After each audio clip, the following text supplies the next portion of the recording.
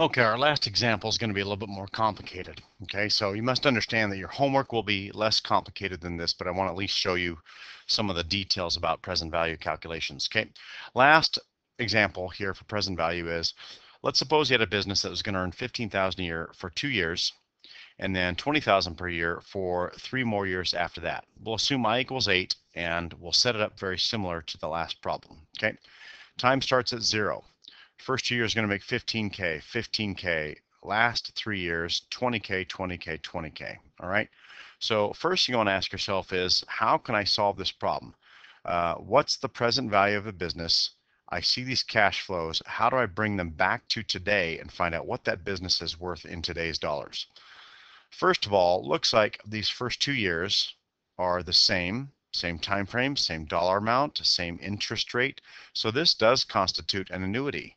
The second piece is that these 3 payments are the same dollar amount, same interest rate, same time apart. These also represent an annuity, but it's different than these first 2 years and actually starts at a different period in time. Okay, so we've got to think about that. So you have some options to solve this. First of all, you can find the present value of each cash flow separately and add them up. That would actually work. Or find the present value of the annuities, bring them back to the present time, year 0, and then add them up for total present value. Or you could just guess. That's what some people do. All right. So let's go back here. Let's take a look again. Oops. 15K in year 1, 15K in year 2. I could just bring this one back 2 using a present value table. Bring this 15K back 1 using a present value table. Then I could do the same for this 20,000 and this 20,000 and this 20,000, each time bringing them back the right amount of years, all at interest rate of 8. So let's try that. Okay. If I did 15K, doing it as one lump sum, one value, not an annuity, I'd look for my factor where n is 1 year, I equals 8%, and then I'd do it again for factor of n equals 2 years, I equals 8%. Notice this number is lower because it's more punitive to wait 2 years than to wait 1 year. Okay, so if you go to your table B1, okay, I think you would find that the factor there is 0.92593. This is from a different table because you only have 4 digits, but that's all right. You would get 0.9259 if you looked for that in your table. Okay, top row, 8%, and it comes out to be 13,889. If you did this one, it's a little bit less, 12,860. And so if I add these two up, I'd get 26,749. All right, so I could continue doing this, just doing the same thing for these ones. Bring this back 3 years, n equals 3, I equals 8 times 20 grand. This one here, same thing, but n equals 4, because it's 4 years, I equals 8. And same thing here, n equals 5, 5 years, I equals 8, and add them all up. It's a lot of work. Actually, I could do this here. First of all, I could use an annuity for the first 2 years. Okay, these two are an annuity, so I could use table B3 rather than B1 and bring these ones back 2 years. But B3, there's 2 periods, so you look at row 2 and you look at 8%, and the number you get there is 1.7833. Yours said 1.78. Your book says 1.7833. I had a little bit more detail here. You take this times 15K, and if you do the math, you get 26,749. Oh, wait, that's what we just got up here. It's exactly the same as doing it this way and adding these two numbers up. It works, okay? But we're not done. Remember, we've got these 3 years out here we still have to bring back. So I could do an annuity of those. Oops, I could do an annuity of those, and I'd ask you to finish that problem out on your own, but here's how you would do it. You could simply take all 3 of these and treat them as an annuity. You'd say n equals 3, I equals 8, so you would get, I think, 2.5771, and you would bring these back to this year here. Remember, the annuity for these 3 would actually start here in year 2. Then I'd have to take that answer and bring that back 2 years. Then I would get my final answer.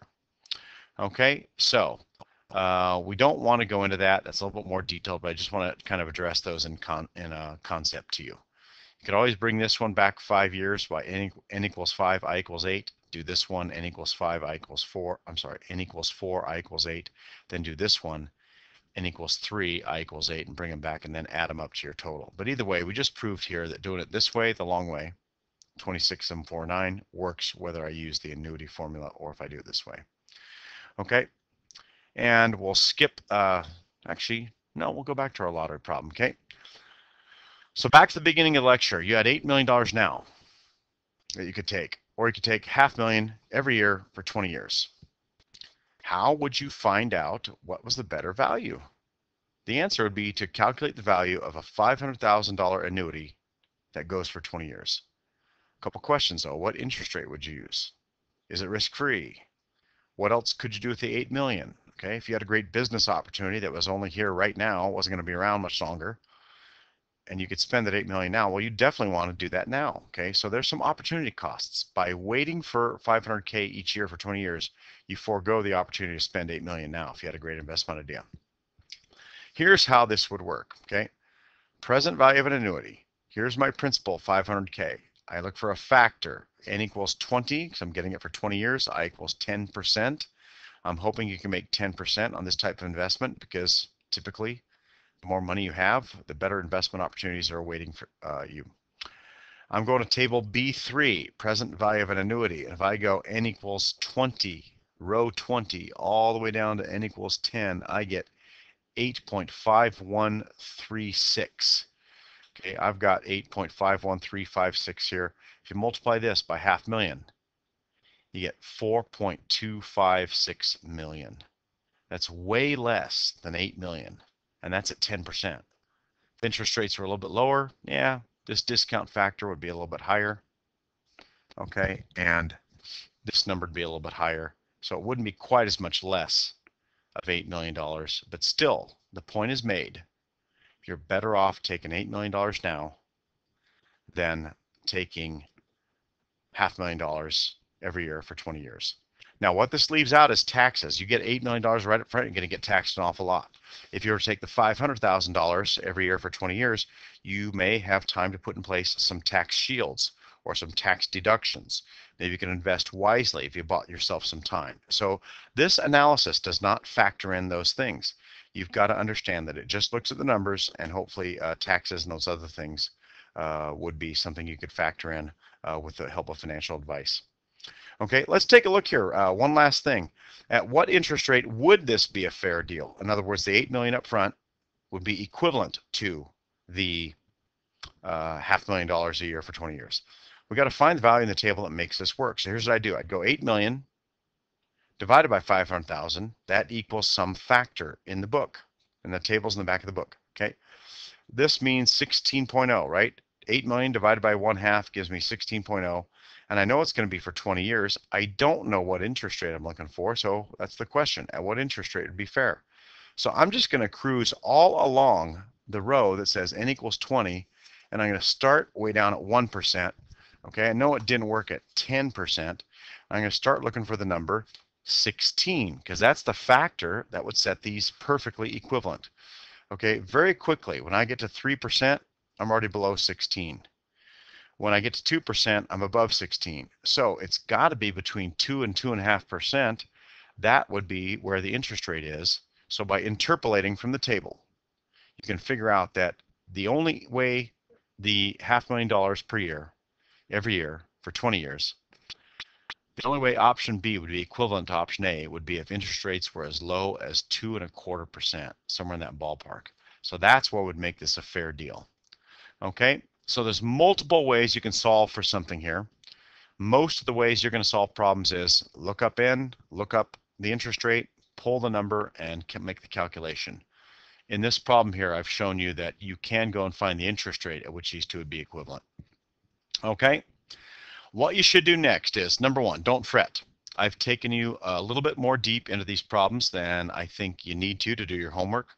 But what you got to do now is print the NPV worksheet, or I think it's called practice problems online, and you've got to find that document, print it out, solve the problems, and I want you to set up the problem by writing out the equation, find the factors, and then find your final answer.